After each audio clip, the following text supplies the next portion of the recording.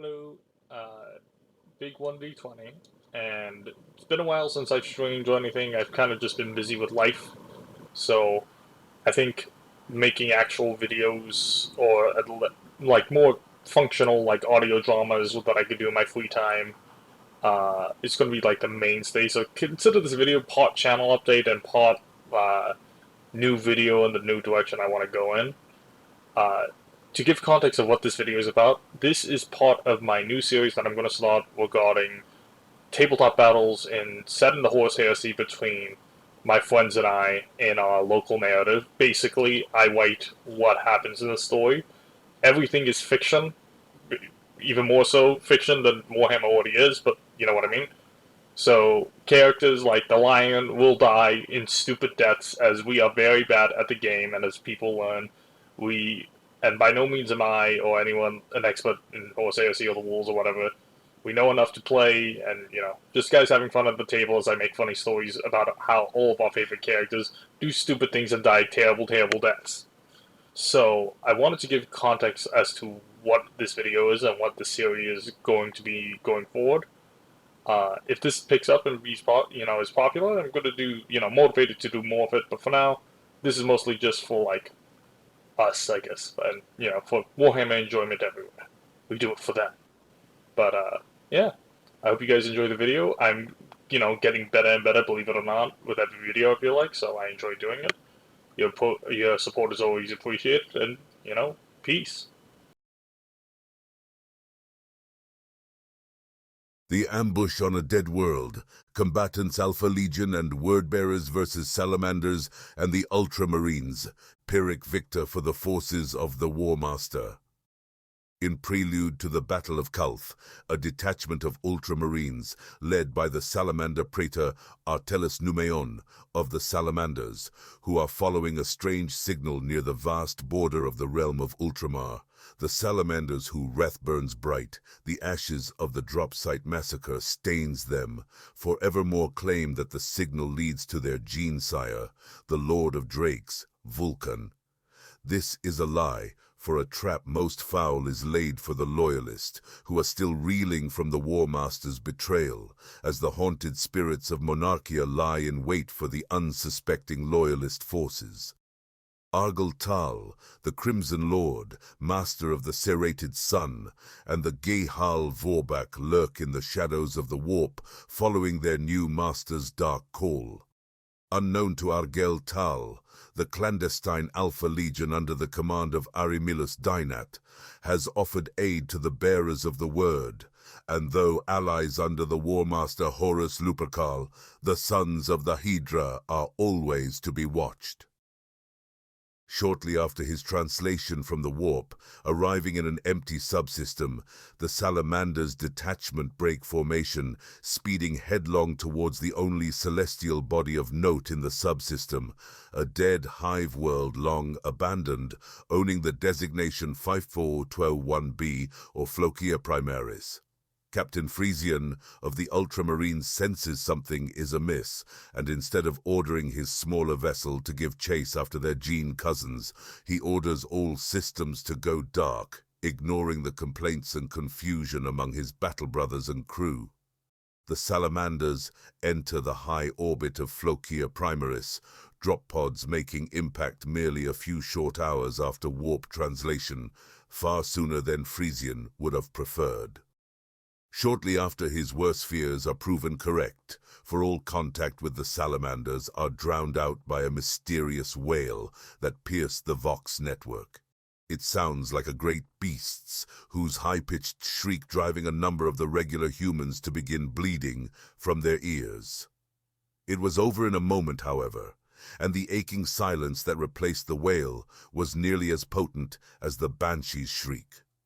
Frisian tasted coppery blood on his tongue, and it was that moment of distraction that he felt heat pulse across the back of his armor.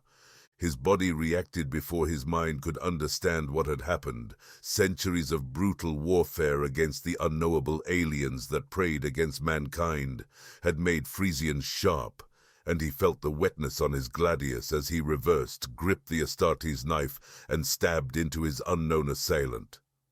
Based off the feeling of softness of the gut, it was a human wearing the light void armor of the Imperial Navy. He turned, seeing his own battle brothers, several of whom were slain from more competent assassins than his own, as swift retribution came for the traitors. They died with smiles, a horrible bliss that was only more haunting when paired with their muted eyes. It appeared that only a portion of the crew had turned traitor, the captain, and a handful of upper-deck officers. Each one to the man uttered a single phrase as they fell, Hydra Dominatus. More reports across the Vox erupted as more and more of the same events he imagined played across the ship.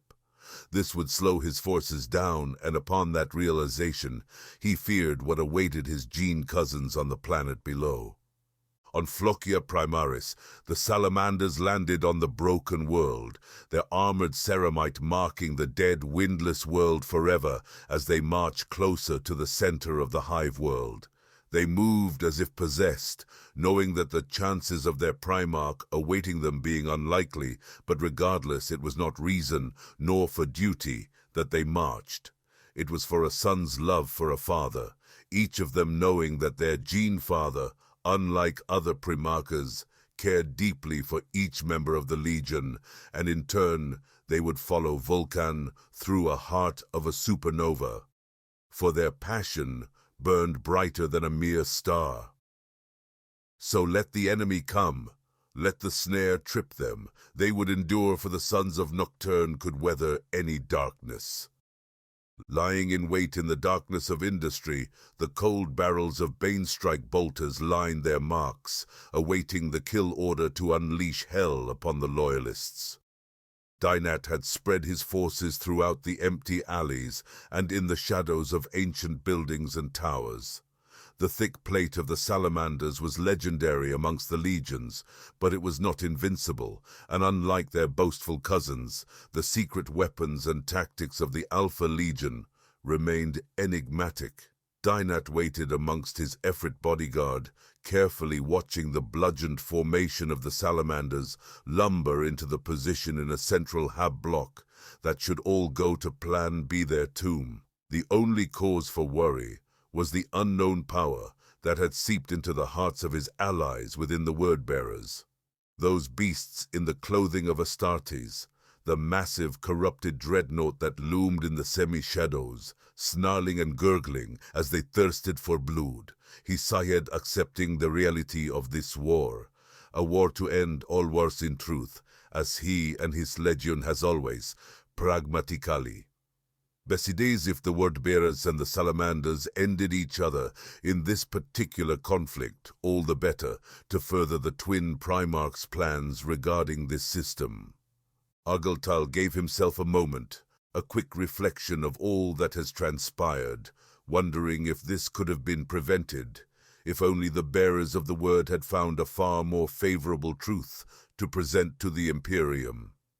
He felt the cold shiver of the demon realm, reminding himself that the truth, no matter how ugly, no matter how disturbing, remains the truth nonetheless. It was too late. The Emperor's sins against the gods must be punished, and humanity's ascension and union must be paid for in blood.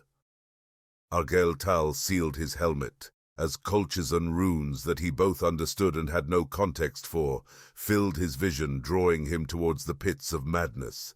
He heard snarls and howls from his Galvorbak brothers, his own joining them in unholy chorus to the powers. The last audible order Dynat received from the Crimson Lord's Vox was simple. Fire. Bolter flashes lighting the dead hive world streets once more in a hail of steel against ceramite. The battle is brutal. The salamanders, caught unaware, suffered initially high losses due to the ambush set by the Alpha Legion. The initial engagement is a desperate back and forth as the resilience of Nocturne shines in the darkness that attempts to swallow them whole. The Alpha Legion, taking measure of their loyalist gene cousins, avoid tempting the dragon, preferring to keep the engagement to their specialty of range combat, wearing down the noble defenders through bolter fire.